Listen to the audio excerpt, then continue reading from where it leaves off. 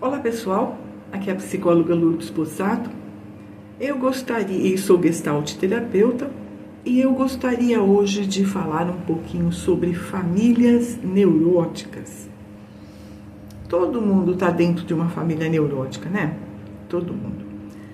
E eu acho interessante, assim, algumas observações quando do processo de terapia, por exemplo, de um adolescente ou de uma criança. Eu já ouvi casos, atendendo pessoas assim ao longo dos anos, que os psicólogos de algumas crianças ou até de alguns adolescentes jamais chamam os pais para uma orientação. Gente, é tão errado um negócio desse. Porque veja, aquela criança, aquele adolescente, ela não é um organismo isolado do núcleo familiar. Ela está dentro de um núcleo familiar e ela é alvo das neuroses desse ambiente, desse núcleo familiar, tá? Eu trabalhei há uns bons anos atrás, eu trabalhava numa clínica que atendia crianças especiais e eu fazia a parte de atendimento com os pais dessas crianças. E nós percebemos uma coisa, que a terapia da criança especial só evoluía, tá? Quando os pais aceitavam que a criança era especial. Então a aceitação, o estar próximo, tá? O estar junto dentro do processo era muito importante para que a criança crescesse, amadurecesse no seu processo de terapia individual. E era muito interessante ver como os pais tinham culpa, carregavam culpa, uma ideia de punição, tipo assim, onde foi que eu errei? Deus está me punindo, que grande cagada que eu fiz para merecer ter um filho especial. Era tão interessante as ideias desses pais, né? Eu acredito ainda que seja uma coisa comum, de puxarem para si uma culpa, uma punição divina, quando na realidade eles só são seres especiais também, por terem uma criança especial. Então tá aí uma reflexão importante, tá, gente?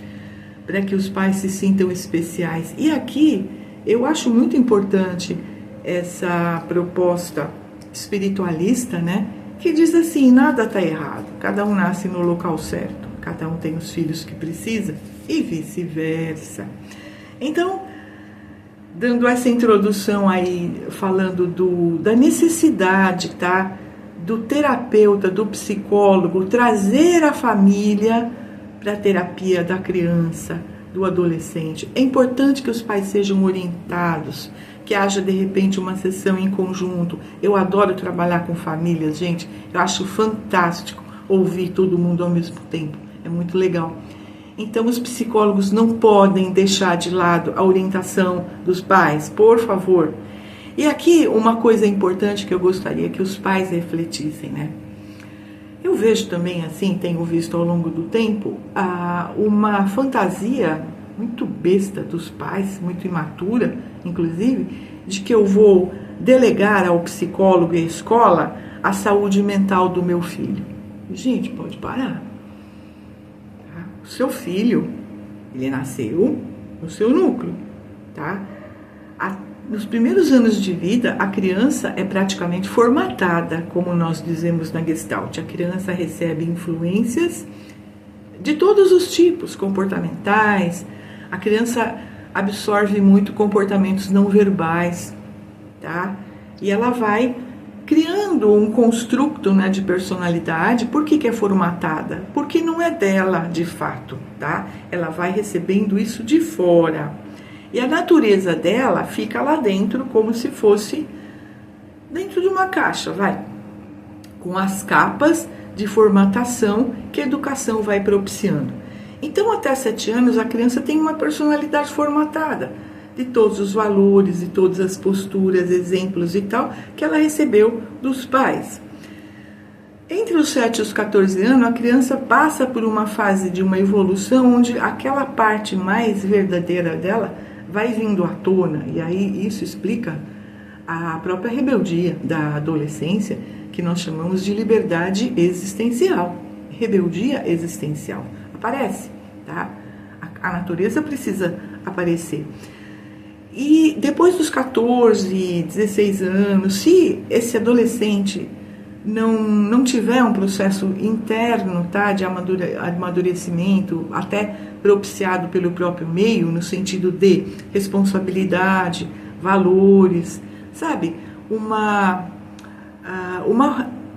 retratação, um reforço dos valores de personalidade, um olhar importante dos pais nessa fase de crescimento, de amadurecimento emocional, que é esse período da adolescência, em direção ao adulto. É muito importante que os pais estejam presentes, sabe, com um olhar, sim, um olhar até de crítica às vezes, e que no fundo é uma forma de orientação, tá? É importante saber com quem seu filho anda, o que ele faz nas horas vagas. Sabe eu tenho ouvido também pais hoje que falam que o filho fica 2 dias dentro do quarto e eles nem vão lá. Poxa, como assim? Sabe, eu já ouvi isso de filhos. Eu fiquei 2 dias dentro do meu quarto e meus pais não apareceram lá para me perguntar como eu estava. Gente, que família é essa? Que não tem diálogo, que não tem uma aproximação, que tem um distanciamento absurdo pelas próprias atividades do dia a dia. Então, veja, tanto os pais têm sim o direito de dar uma fuçada básica na vida do filho, com quem ele anda, onde ele vai, o que ele carrega. Gente, não tem problema nenhum. Façam, sim, se você tiver alguma desconfiança, até para conversar. Esclarecer, tá?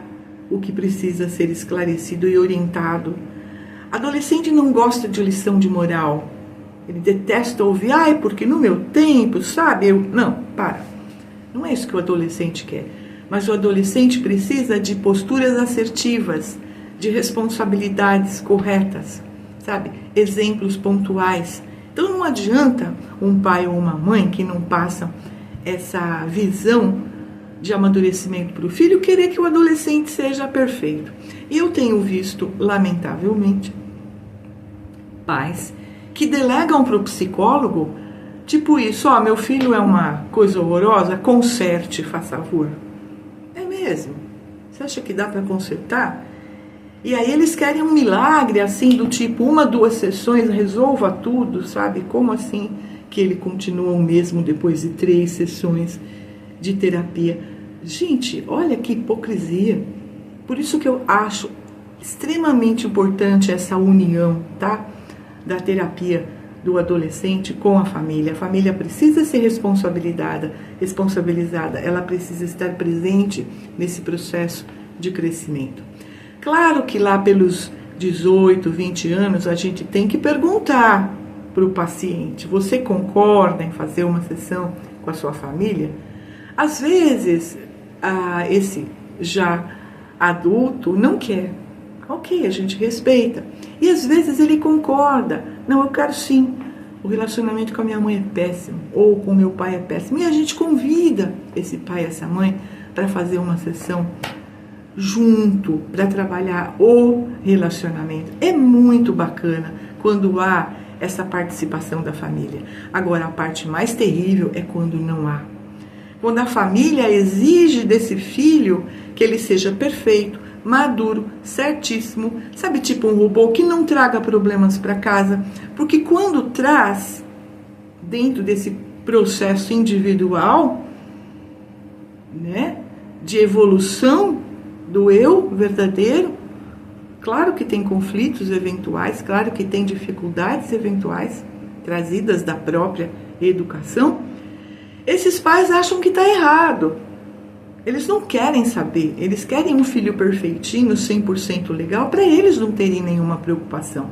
E aqui, gente, é o suprassumo do egoísmo, da família egoísta, da família narcisista, um pai ou uma mãe ali bem narcisista, que exige que o filho seja perfeito, maravilhoso, um tremendo robô, para que eles não tenham preocupação, para que eles não se sintam eventualmente envergonhados. É tão ridículo isso, mas é verdade, isso existe.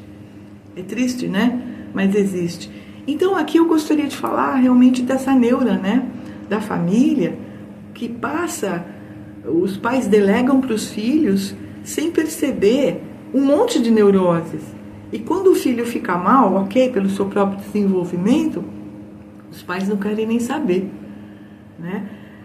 Eu gosto de contar um caso que eu tive, um adolescente de 13 anos, tá?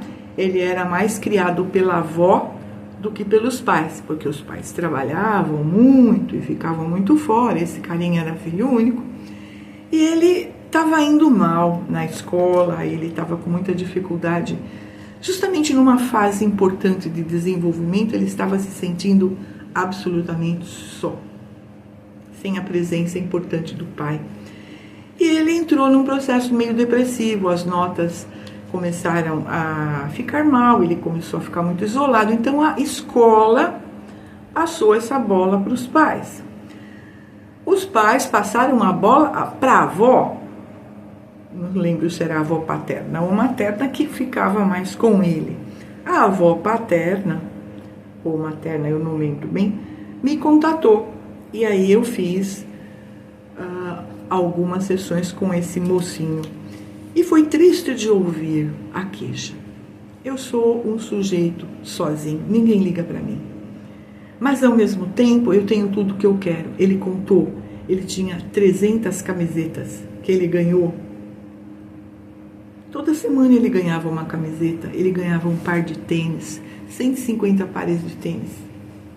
Todos ali guardadinhos, num dos quartos do apartamento, que era enorme, muito elegante, inclusive. Mas veja, ele mesmo falava: para que eu quero 300 camisetas? Para que eu quero 150 pares de tênis? Para que eu quero ganhar toda semana uma camiseta nova, um tênis novo, um presente novo, se eu não tenho a presença dos meus pais? E foi triste ouvir isso. E aí eu chamei os pais. Logo de cara eles resistiram muito e não quiseram vir. Aí, conversando com a avó veio. A avó veio para terapia. E ouvimos, né? A avó quis ouvir a queixa desse adolescente, ficou altamente penalizada, passou essa bola para os pais e aí eles concordaram em fazer uma consulta. Negaram, se omitiram até, deram altas desculpas, porque a gente trabalha demais, porque a gente quer o bem dele, porque nós estamos fazendo tudo de bom para ele. É mesmo? Próxima sessão, os três juntos, o adolescente com os pais. Foi uma sessão, uma das mais bonitas que eu já vi. Sabe? Que é aquela história de cada um poder falar e ouvir, chorar junto e perceber o quanto está falhando, o quanto as desculpas não estão valendo de nada, porque a presença, o amor, a afetividade, o que é mais importante, não estava lá.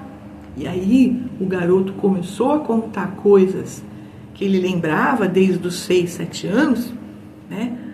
Onde a ausência dos pais era absurdo, tipo assim: pai, você me prometeu levar no McDonald's, você nunca me levou. Pai, você me prometeu me levar a assistir o jogo do Palmeiras e você nunca foi comigo.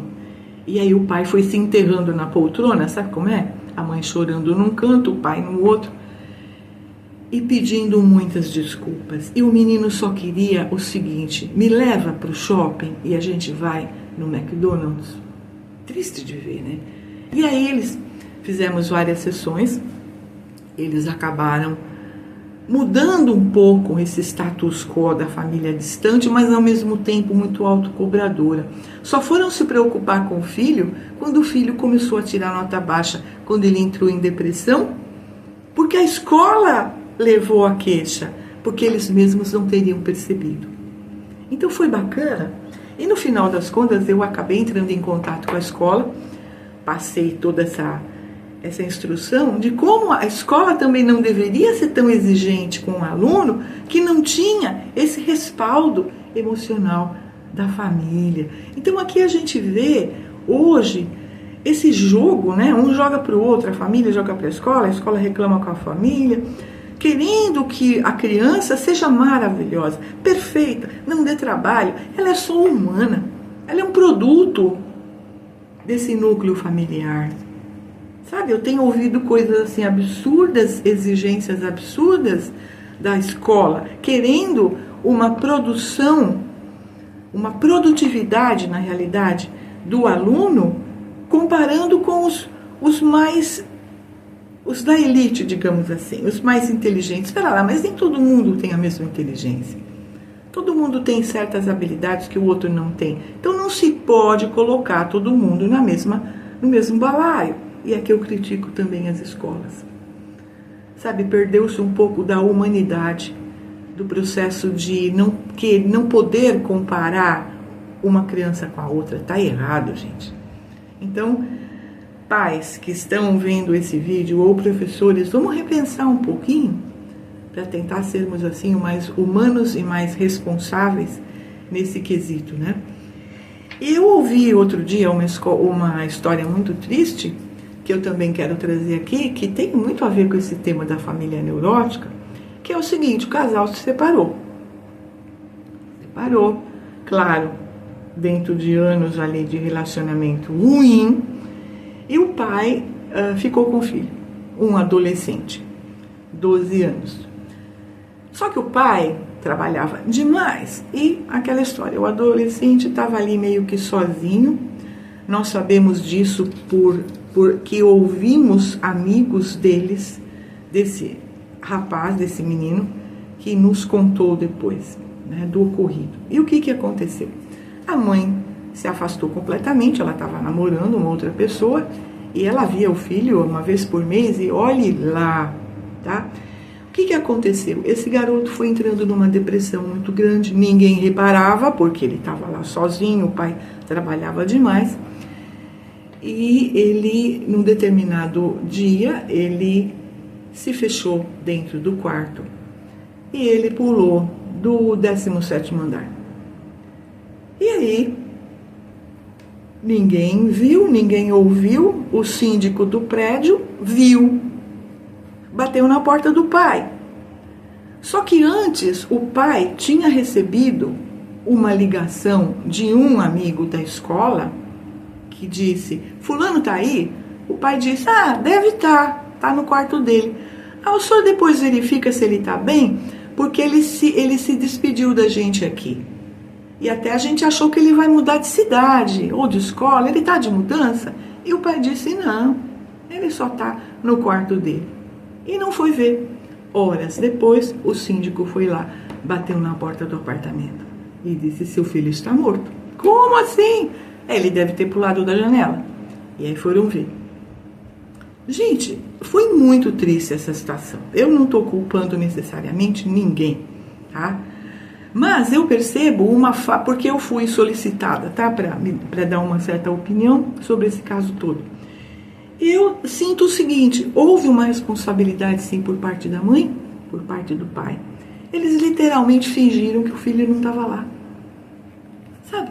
Que o filho não precisava de uma orientação, de uma presença. Porque ele está quietinho, ele está dentro do quarto. E aí nós fomos conversar com os amigos, né, da escola, e os amigos disseram: ele estava muito triste nos últimos tempos. E ele realmente se despediu da gente. Diz: olha, eu acho que eu não vou ver mais vocês. E aí um dos meninos, de novo, mas eu falei com o pai, eu até perguntei se ele ia mudar. E o pai disse: não, ele só está dentro do quarto dele. E não foi verificar. Gente, olha a responsabilidade aqui em conjunto.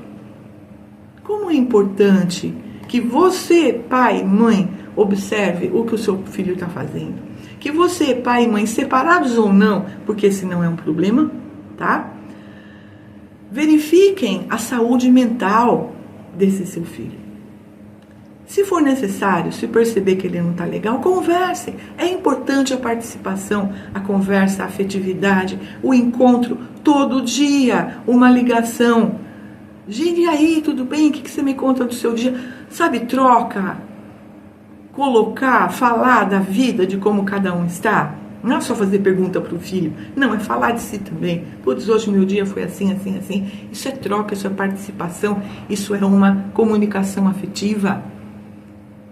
Então, gente, vamos parar para pensar, sabe, na responsabilidade da família perante os filhos, perante os elementos que vocês estão criando. Tem uma responsabilidade, sim. Não se eximam, não joguem isso para a escola, e os professores que estão ouvindo, não joguem isso para a família. Precisa ter um acordo aqui, uma responsabilidade, um olhar realista, mas um olhar de respeito e afeto por aquele elemento que está numa fase de crescimento e amadurecimento. Não é um adulto ainda, ele precisa de atenção. E a família neurótica precisa ser um pouco mais humilde e perceber a responsabilidade que ela tem e também tentar amadurecer. Gente, o problema não está nos pais separados. Temos pesquisas muito interessantes dentro do campo da psicologia com filhos, tá, de pais separados, onde eles deixaram bem claro que é preferível os pais separados e felizes do que aquele ambiente de guerra, falta de afetividade e diálogo enquanto os pais estavam juntos. Vamos parar para pensar? Era isso que eu queria falar hoje. Eu gostaria de recomendar aqui o livro Relacionamentos Positivos, porque fala muito da família, porque fala muito dos relacionamentos neuróticos, das disputas de poder que nós temos na família. E também recomendaria que você lesse O Desafio de Ser Você Mesmo, onde eu explico todas essas interferências que nós recebemos, culturais, familiares, e nós precisamos achar ali a nossa essência que ficou dentro da caixinha, para nós sermos nós mesmos com muita integridade, firmeza e felicidade. Tá bom? Livros, se tiverem interesse, direto comigo ou no e-mail vendas@sinalverdelivros.com.br com o Mário Suriani. E fico à disposição, deixe seu comentário aí se você tem alguma dúvida, se você quer que eu estique esse tema. E é isso aí, eu peço que curta, que compartilhe, que esse tema é bastante interessante, pode ajudar muita gente, pode colocar reflexões. Se inscreva no canal, caso ainda não tenha feito. E eu agradeço pela sua atenção. Gratidão, namastê e nos vemos no próximo vídeo.